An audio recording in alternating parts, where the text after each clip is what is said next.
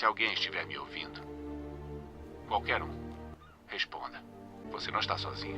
Você acorda de manhã, abre seu celular e a primeira notícia que você vê é de que tem um vírus bizarro se espalhando por aí. Logicamente já aconteceu com todo mundo que tá vendo isso aqui, mas nesse universo a parada foi um pouquinho mais pesada, porque esse vírus acabou criando basicamente zumbis vampiros que estão dispostos a atacar todo mundo durante a noite. E antes de saber o nome e a história desse filme, eu já vou lembrar que ele tem uma sequência anunciada com um elenco bizarramente bom que vai chegar daqui a pouco. Esse filme é o filme Eu Sou a Lenda, um filme pós-apocalíptico muito top que hoje em dia já é o favorito de muitos. Com certeza você já deve ter assistido porque o filme é um sucesso mundial. E como o Tutuba falou, pô, a continuação tá vindo aí, vai ser um negócio sinistro. Nesse vídeo aqui a gente vai fazer uma recapitulação total e te contar até algumas coisas que provavelmente você não sabia sobre esse filme. A gente tem o final principal, tem o final alternativo e tem o final do livro que é completamente diferente. E a gente ainda aproveita para falar um pouquinho do que a gente provavelmente vai ver no próximo filme. Então fica até o final, clica no gostei e se inscreve no canal. Eu Sou a Lenda. Como tudo começou e o colapso mundial. Em 2009, um vírus geneticamente modificado com o intuito de ser a cura do câncer, né, de trazer a cura do câncer, acaba sofrendo uma mutação letal que começa a transformar as pessoas em vampiros zumbis, que são ali os vilões, os monstros que a gente vê durante o filme. O vírus Crippen, conhecido como KV, acaba matando 90% de toda a humanidade. E os sobreviventes se dividem entre 1% que são pessoas imunes ao vírus, que são pessoas normais, e 9% são pessoas que foram geneticamente modificada por essa vacina, que são transformados em vampiros zumbis. Então basicamente de toda a população mundial, dos 100% da população mundial, 90% morreram na hora, 1% sobrevive sem sofrer nada e 9% viram esses monstros zumbis bizarros que querem acabar com esses 1%. E é assim que começa todo esse cenário de apocalipse zumbi. Tá vendo o quê? O que foi? Quarentena. A vida de Robert Neville. O início inteiro do filme é mostrando como que é a rotina desse cientista que já trabalhava em uma investigação sobre esse vírus. Ele era um tenente-coronel no exército, um homem muito inteligente, já tinha ganhado diversos prêmios, e ele passa basicamente o dia inteiro testando em ratos possíveis curas para esse problema, para esse vírus. Ele vive uma rotina quase que comum, só que sozinho com a cachorra dele. Ele acorda de manhã, toma um café, faz alguns experimentos, depois ele sai para resolver algumas coisas na rua, e assim que ele vê que o sol tá começando a se pôr, ele volta para casa, já que os bichos saem pra atacar à noite. Então é muito maneiro você ver ele explorando a cidade, vendo como que tá a cidade depois de tantos anos sem ninguém, com tudo destruído, mato crescendo pra todo canto, animal silvestre no meio da cidade, e chega de noite ele tem que se esconder dentro da banheira com a cachorra dele, justamente pros bichos que estão lá fora não conseguirem entrar. Ele quer a maior segurança possível nisso. E já que ele é o último sobrevivente humano da cidade de Nova York, ele começa a ficar meio maluco por causa da solidão. Ele tem a cachorra dele pra conversar, que é a Sam, com que ele troca bastante ideia, ele cuida muito bem dela, mas ele também tem os traumas por ter perdido a esposa e a filha em um acidente de helicóptero bizarro que aconteceu logo no dia que o vírus começou a se espalhar pra tudo que é canto. Isso deixou a cabeça dele bastante transtornada, então ele tenta fingir que tem uma vida comum conversando com manequins. Ele vai na locadora, conversa com o manequim, tá passando na rua, conversa com outro manequim, ele acha que viu o manequim se mover, tudo indicando que ele tá ficando completamente insano, mas ainda assim focado em achar a cura. Só que agora sim a parada começa a ficar um pouco mais pesada. Oi, bom dia, Hank. Eu já estou na letra G. Aí, quem é a moça na... Deixa pra lá. Até amanhã. Encontro com os vampiros. Durante o dia caçando um cervo com a sua cachorra, ele acaba seguindo o bicho, né, que sai correndo dele, e esse bicho acaba entrando pra dentro de um prédio. Porém a cachorra, né, a Sam, acaba seguindo o cervo pra dentro do prédio. E obviamente ele sabia que alguma coisa podia ter lá dentro, já que a luz do sol não batia. Mas é a sua cachorrinha, né? Ele decide então entrar dentro desse prédio pra poder resgatar a cachorra dele. E o perigo era justamente o fato da luz do sol não entrar, porque como a gente falou, são vampiros. Em alguns momentos do filme é mostrado que quando eles estão na luz do sol, aquilo machuca eles de uma forma muito intensa. Então eles saem de noite pra caçar e durante o dia eles ficam hibernando pra não se queimar. Dentro do prédio, então, ele acaba percebendo que existem vários vampiros lá dentro, né? Tem até uma cena que ele entra numa salinha e vê vários vampiros ali reunidos. Porém, ele acaba conseguindo escapar por pouco ali com a sua cachorrinha Sam. Ao sair do prédio, ele consegue acabar pegando um desses vampiros, que é uma vampira fêmea com uma das suas armadilhas, e o Alpha, que é o alfa dos vampiros, acaba seguindo ele. Porém, ele acaba recuando por conta do sol. Mas ali a gente percebe que esse Alpha ficou muito furioso. De alguma forma ele realmente estava muito nervoso por conta dele ter capturado meio que a esposa dele, a fêmea dele ali. Ele então leva o corpo da vampira pro laboratório e é aí que ele começa a fazer ali os seus testes de laboratório, né, para tentar encontrar uma vacina, uma cura para essa transformação de vampiro. Porque agora ele já tem um corpo de fato de um vampiro, poderia ser muito mais fácil ele achar uma cura de verdade do que trabalhando sempre com ratinhos, já que a maior parte dos experimentos que ele fez com ratinhos, isso é mostrado nas cenas, não funcionaram, os ratinhos perdiam a vida. Até os que pareciam que iam funcionar, passava um tempinho, dava tudo errado. Prosseguem os testes de vacina. Ainda não consegui transferir minha imunidade aos hospedeiros infectados.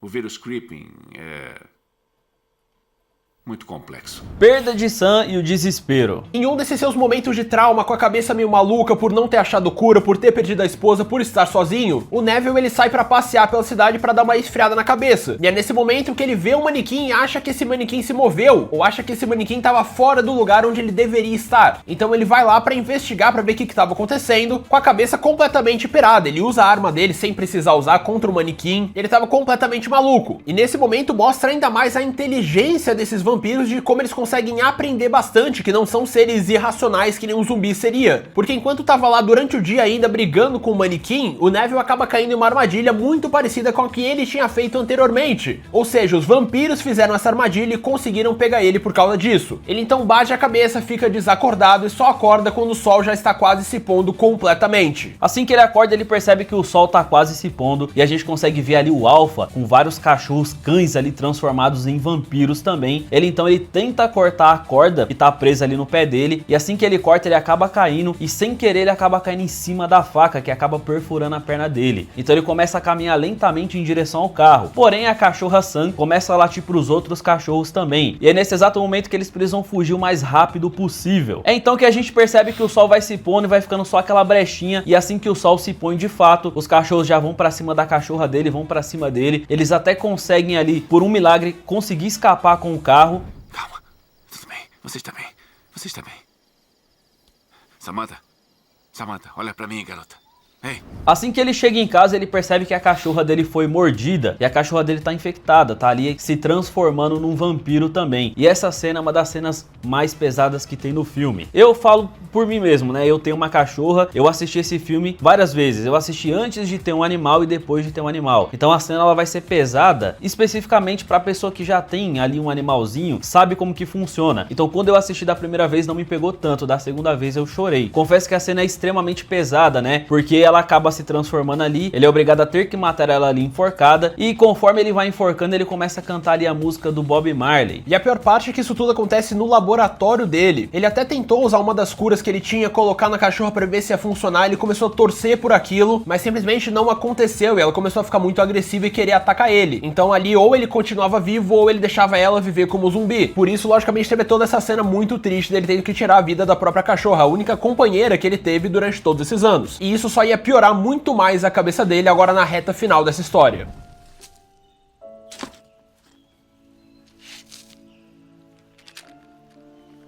Chegada de Anna e Ethan. O cara conseguiu sobreviver, sei lá quantos anos, sozinho, só ele e a cachorra de boa. Foi chegar uma mãe solteira com um filho que acabou com a vida dele, e agora que a gente vai explicar como que isso aconteceu. Porque em mais um de seus surtos, agora depois de ter perdido a Sam, o Neville ele sai pra dar uma volta durante a noite. Ele ficava ali em um porto esperando receber a chamada de alguém, a ligação de alguém, esperando alguém aparecer, caso existisse algum outro sobrevivente ouvindo as mensagens de rádio que ele tava mandando. Mas dessa vez ele não tinha mais nada a perder, e ele simplesmente continua lá, a noite vai se aproximando, ele continua, não sai de lá, dá problema com o carro, ele começa a ver os zumbis, ele começa a tentar sobreviver, só que na hora que ele ia ser realmente atacado, ia ser realmente devorado, ele só vê uma grande luz, como se fosse um carro se aproximando, e do nada só alguns clarões, não lembra de mais nada direito. É aí que no dia seguinte ele acorda já na sua própria casa, levanta, vai até a cozinha, e quando chega lá, tá uma mulher cozinhando ovos com bacon pra ela e pro filho dela. E conversando com a ama, o Neville acaba descobrindo que provavelmente existe uma colônia onde a galera tá a salvo, um lugar onde a galera tá vivendo bem,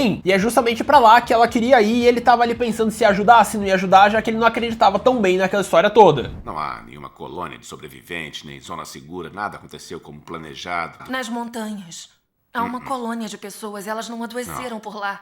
Então ele tava ali com a mãe solteira e o filho dela e a noite ia se aproximando. Ele tava ainda testando ali, fazendo os testes laboratório na fêmea que ele tinha. E ele percebeu um avanço, ele percebeu que ela realmente estava ficando mais humana. Porém, conforme a noite foi se aproximando, ele percebeu que a mãe do garoto não limpou os rastros e que ela acabou sendo seguida pelos vampiros. Ou seja, dessa vez os vampiros sabem onde ele mora, coisa que ele tinha tomado cuidado todos esses anos para não morrer. Foi só aparecer uma mãe solteira na jogada que, né, já deu um problema aí, né, já deu um negócio Tava na vida do tava cara. melhor só com o cachorro, tava bom. Só Chegou com o a mãe cachorro, solteira, tava acabou bom. a vida dele. Acabou a vida dele. Ainda estava escuro quando nos trouxe para casa ontem. Estava sangrando, tinha luz no horizonte. O ataque final dos vampiros e os finais alternativos. Assim que os vampiros começam a atacar a casa dele, a gente percebe que ele já tinha colocado vários refletores ali que meio que simula a luz do sol para poder se defender. Então ele vai acendendo todos esses refletores, porém o exército de vampiros era muito grande. Ele até começa a explodir algumas bombas que ele já tinha armado no quintal. Ou seja, ele tinha se planejado, ele tinha se preparado para caso isso acontecesse. Porém o exército de vampiros era muito grande e aquilo não era o suficiente. É nesse exato momento que eles começam a ir direto pro laboratório para poder se defender, para poder sobreviver lá dentro. E a gente percebe que a gente tem uma vampira ali que tá virando mais humana, ou seja, ele conseguiu encontrar uma cura para aquela vampirificação, né, que os humanos estavam tendo. Ele acaba extraindo uma seringa ali com o sangue dela, entrega na mão da mulher, e a gente percebe que tem um lugar ali, um lugar pequeno, onde vai caber tanto a mulher quanto o filho dela. E ali ela vai conseguir ficar protegida, né? Ela vai conseguir ficar guardada ali dentro e esperar que o ataque dos vampiros aconteça, para que assim no dia seguinte ela consiga sair com vida. Porém, ele não cabe lá dentro, infelizmente. E é nesse momento que ele entrega para ela a seringa, para ela poder guardar essa seringa com a cura do vampirismo. Ela fica dentro desse lugar fechado, enquanto ele simplesmente pega uma granada. É nesse exato momento que os vampiros estão ali dando vários socos ali no vidro, quebrando todo aquele vidro que aparentemente era blindado, mas ainda assim o exército era muito grande, então tava rachando o vidro e ia se quebrar em algum momento.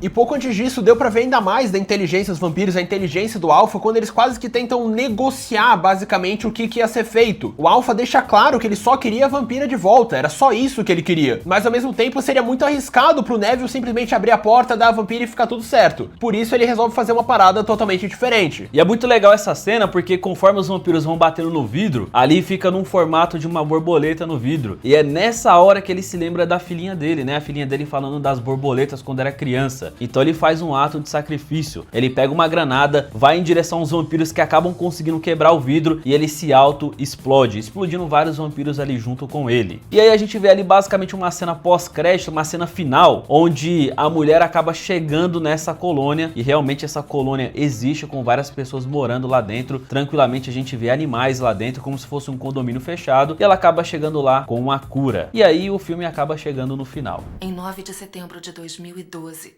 aproximadamente às 8h49 da noite, ele descobriu a cura. E como a gente falou, nessa parte final mostra muito da inteligência do Alpha. E na versão alternativa também não é diferente. Só que nessa versão o que o Alpha queria realmente acontece. Então a vampira fêmea é entregue aos vampiros normais, os outros vampiros estão ali. Eles pegam ela, vão embora e deixam tudo tranquilo. Nisso o cientista Neville com a mãe solteira e o filho dela, eles conseguem ficar juntos e ficar bem. Pegando o carro, saindo da cidade, atravessando a ponte George Washington, dando a entender que eles vão conseguir chegar nessa colônia. Terminando o filme com a frase, você não está sozinho. There is hope. Keep listening. You are not alone. E esse final que vai ser o final usado para continuação suposta do filme que tá rolando aí. Dizem que tá fazendo roteiro, estão trabalhando nisso. Ainda não tem data de lançamento, mas oficialmente está sendo trabalhado nessa sequência. Só que tem mais um final que é o final do livro, que é completamente diferente do outro final do filme. O que acontece no livro é que depois de ter sobrevivido por tanto tempo, Neville acaba sendo sequestrado e capturado pelos vampiros. Deixando claro que os vampiros, eles não eram malucos, eles não eram monstros, eles tinham a própria sociedade deles funcionando normal. Só que acontece que durante o livro, Neville fez amizade com uma outra mulher que na verdade era uma vampira, que tinha sido mandada pra capturar ele. Nesse momento ela dá um comprimido pra ele toma e acaba perdendo a própria vida, que pra ele seria melhor do que ter que viver naquela sociedade, ou pelo menos ser executado pelos vampiros. E a mensagem final do livro era de que os vampiros eram só uma lenda na nossa sociedade, na sociedade humana. Só que agora, como a sociedade era tomada completamente por vampiros, ele era a lenda que existia de algum ser humano. Por isso se chama Eu Sou a Lenda. Vou estar no cais, na rua South, todo dia, ao meio-dia. Quando o sol estiver a pino. Se alguém estiver me ouvindo. Qualquer um. Você não está sozinho. E sabe outra lenda foda também, Tutu? Manda, tio. Esse vídeo que tá aparecendo aqui, ó. Assiste esse vídeo, que esse vídeo aqui é uma lenda brabo. cabulosa. Aproveita pra se inscrever no canal, curte esse vídeo, compartilha com algum amigo que também ama esse filme e a gente vai nessa. Até a próxima. Valeu. O livro é brabo, tio Sanders.